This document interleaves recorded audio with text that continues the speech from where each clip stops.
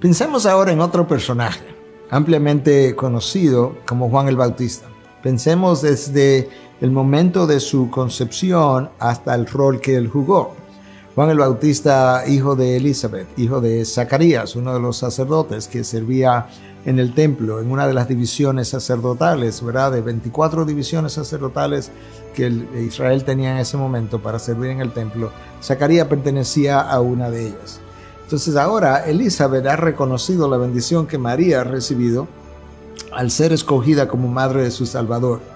Pero dentro de su vientre había un personaje no igualmente importante, pero vitalmente importante, porque él era el introductor del Mesías. De hecho, cuando el Antiguo Testamento cerró en el libro de Malaquías, se hablaba de que antes del día del Señor vendría Elías, y que Elías entonces tendría una función capital, ¿verdad?, en reconciliar los padres con los hijos con los padres.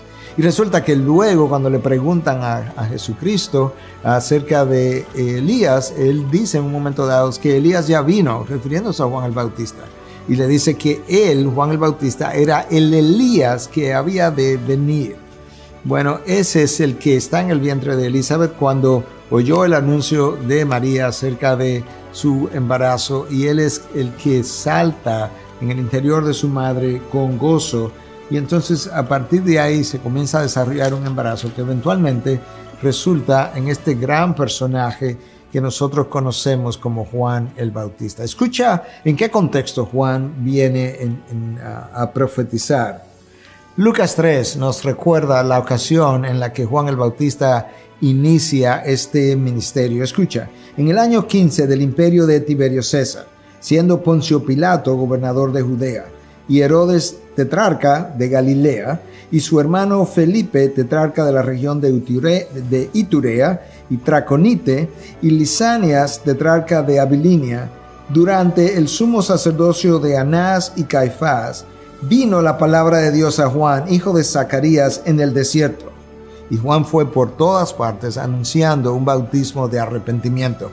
Es interesante que Lucas escoge 7 personajes, como dirían en inglés, 7 who is who, 7 VIP, personajes importantes, y como quien no quiere las cosas dice, en medio de ellos viene este siervo diminuto, desconocido, Juan el Bautista, y comienza a anunciar el evangelio de arrepentimiento. Evangelio es buenas nuevas, las buenas nuevas de perdón de pecado, que tendría que darse vía el arrepentimiento de pecadores a una oferta que Cristo haría por parte de lo que fue precisamente lo que hoy nosotros conocemos como el evangelio.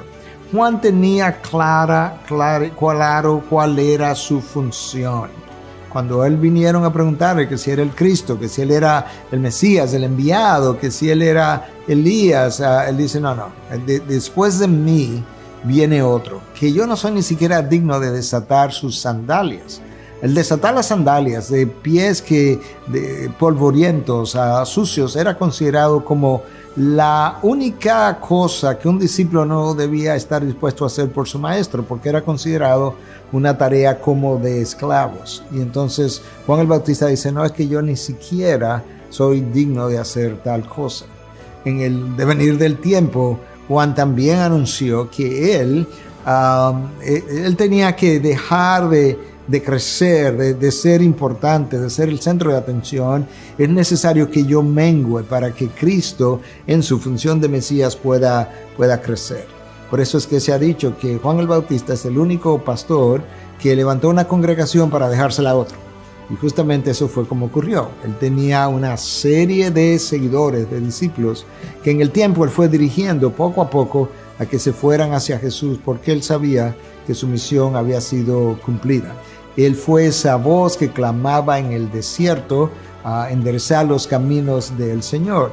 Eso era algo que ocurría con frecuencia cuando un rey iba a otras regiones, que iba gente delante, enderezando los caminos, aplanando, allanando el terreno para el rey. Eso hizo Juan el Bautista. Que Dios nos encuentre proclamando el mismo bautismo de arrepentimiento, las buenas nuevas del evangelio, cuando su Hijo haga entrada otra vez.